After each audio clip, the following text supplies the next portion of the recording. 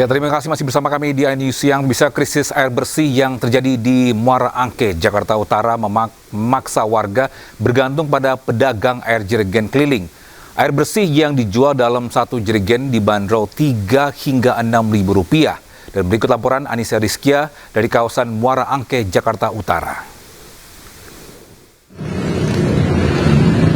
Pemirsa, krisis air bersih terjadi di Muara Angke, Jakarta Utara. Tempat saya melaporkan saat ini merupakan lokasi permukiman nelayan yang memang cukup padat kondisinya, di mana air bersih ini sulit didapatkan karena memang terjadi intrusi air laut di wilayah ini. Dan saya akan coba perlihatkan kepada Anda ini sejumlah pedagang air bersih yang mereka harus berjibaku mengisi air setiap harinya. Kurang lebih 20 liter mereka bawa dengan jerigen-jerigen yang mereka jual. Ada yang bermacam-macam, mulai dari 3.000, kemudian ada yang 5.000 rupiah per jerigennya. Saya coba akan berbincang bersama dengan salah satu pedagang air bersih di sini. Bapak boleh diperkenalkan, Pak? Namanya Pak siapa? Nama saya Rusdi. Pak Rusdi, setiap hari ini bisa menjual berapa jerigen, Pak? Ya, bangsa berapa ya? 200 jerigen ada, bisa lebih. Per jerigen dihargai berapa? Jadi ngitungnya satu pikul, 2 jerigen itu 5.000. Kadang ya udah itu aja. Oke, baik. Terima kasih Bapak Rusdi atas waktunya. Itu tadi pemirsa perbincangan saya bersama salah satu pedagang yang ada di Muara Angke, Jakarta Utara. Setiap harinya ia akan mengirim air bersih ke sejumlah titik begitu, terutama di kawasan pelelangan ikan yang mana pada pagi hari dan sore hari. Memang permintaan air bersih ini cukup tinggi karena memang kualitas air bersih yang sangat sulit didapatkan di kawasan Muara Angke, Jakarta Utara. Dari Jakarta Utara, Anissa Rizkia, Rama Romadona, iNews melaporkan untuk Anda. Bisa Wakil Gubernur DKI Jakarta Rano Karno membagikan secara simbolis 146 kartu layanan gratis kepada para penyandang disabilitas. Biar kebagian yuk. Ya, pembagian kartu layanan gratis atau KLG kepada penyandang disabilitas digelar untuk menyambut Hari Penyandang Disabilitas Internasional yang diperingati setiap 3 Desember. Menurut Rano, rangkaian peringatan Hari Penyandang Disabilitas Internasional merupakan bentuk nyata komitmen Pemprov DKI untuk mewujudkan kota yang inklusif dan ramah bagi semua. KLG untuk disabilitas adalah wujud komitmen Pemprov DKI, janji kami kepada masyarakat Jakarta. Nah, mudah-mudahan harapan dengan kartu ini dapat mendukung perjalanan teman-teman disabilitas.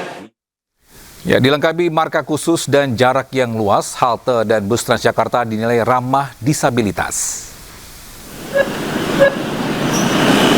Ya, marka kuning disabilitas yang biasa disebut guiding block atau jalur pemandu yang dikhususkan untuk penyandang disabilitas terlihat terpasang di halte Transjakarta Balai Kota. Marka khusus berupa ubin timbul berwarna kuning ini membantu penyandang disabilitas dalam berjalan dan menavigasi ruang publik. Selain itu, ada juga antrian khusus untuk penyandang disabilitas, toilet, hingga kursi khusus di dalam bus.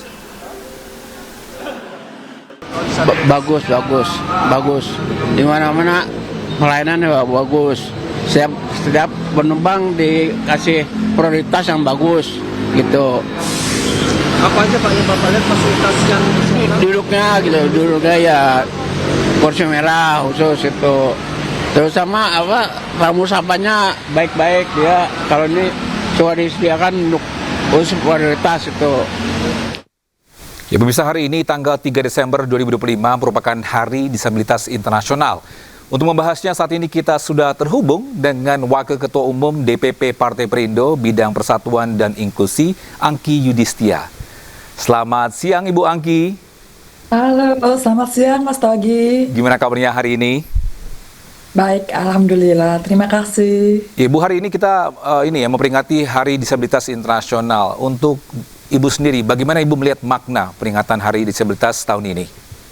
Oke, pertama selamat Hari Disabilitas Internasional 2025 untuk semua.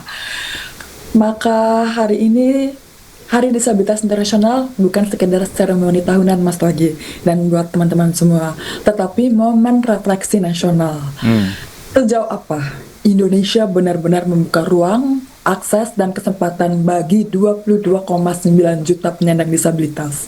Tapi tahun ini kita bisa melihat momentum yang berbeda. Semakin banyak suara-suara penyandang disabilitas yang naik ke permukaan, semakin banyak ruang publik yang mulai menata akses, dan semakin banyak komunitas yang bergerak bersama. Tapi kita harus ingat bahwa inklusi ini bukan hadiah, tapi ini adalah hak.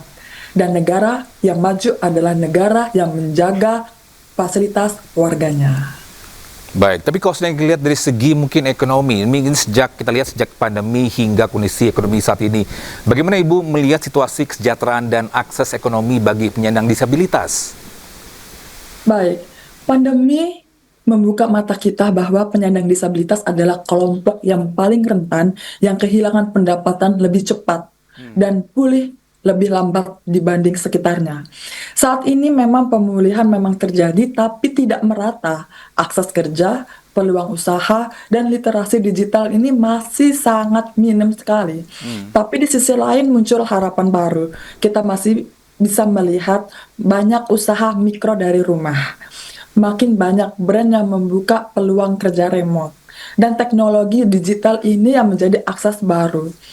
Namun secara keseluruhan kita masih membutuhkan percepatan kebijakan dan intervensi ekonomi yang lebih komprehensif karena masih banyak penyandang disabilitas yang belum dapat akses pekerjaan yang layak. Berarti bisa dibilang sudah membaikkah atau memang tidak dalam proses untuk lebih baik lagi, Ibu Angki?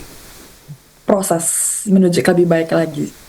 Baik, untuk apa nih tantangan terbesar nih bagi mungkin menghambat penyandang disabilitas untuk bersaing di dunia ekonomi dan atau nggak di dunia pekerjaan, Ibu Angki?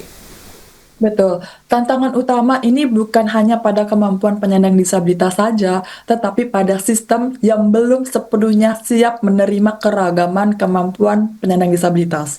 Jadi tantangannya itu pertama stigma sosial, yang masih banyak melihat disabilitas sebagai keterbatasan, bukan keistimewaan.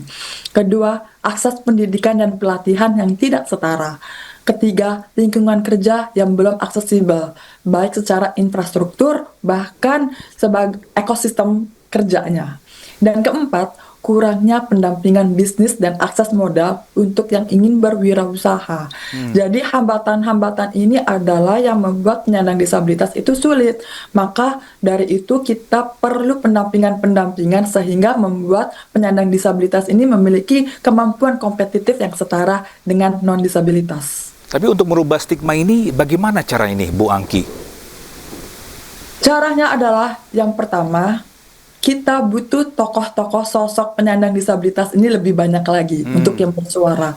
Jadi kita bisa melihat bahwa makin banyak ya kemampuan penyandang disabilitas, di balik keterbatasan ada kelebihannya. Jadi kita memerlukan lebih banyak generasi muda penyandang disabilitas untuk lebih berdaya berkreasi, baik secara sosial media tentunya. Baik, untuk pemerintah sendiri telah memiliki sejumlah kebijakan inklusi nih Bu Angki, termasuk kewajiban kuota kerja. Apakah implementasinya itu sudah dirasakan di lapangan pekerjaan? Kita tahu bahwa Indonesia memiliki peraturan Undang-Undang Nomor 8 Tahun 2016 tentang penyandang disabilitas. Dan juga memiliki peraturan turunan sebanyak 7 peraturan pemerintah dan 2 peraturan presiden. Salah satunya ini adalah kita bicara tentang ekonomi, kuota untuk perusahaan wajib merekrut penyandang disabilitas sebanyak 2% untuk negeri dan BUMN dan 1% untuk swasta. Tapi implementasi di lapangan masih menghadapi tantangan. Maka dari itu sebenarnya kebijakan yang belum terrealisasikan ini adalah satu kebijakan, yaitu peraturan pemerintah tentang insentif dan konsensi. Maka dari itu kami mendorong pemerintah saat ini dengan kepemimpinan Pak Presiden Prabowo untuk segera mensahkan. Karena dengan insentif ini penyandang disabilitas bisa mendapatkan berbagai manfaatnya dari infrastruktur, fasilitas, dan segala macam. Konsensi ini diperlukan untuk perusahaan-perusahaan atau pelaku usaha, sehingga semakin banyak membuka kesempatan ekonomi kepada penyandang disabilitas. Maka ketika peraturan pemerintah tentang insentif dan konsesi ini telah disahkan, maka implementasinya ini harus diglorifikasikan dan eksekusinya harus diperkuat. Baik, terima kasih Bu Angki atas insight-nya.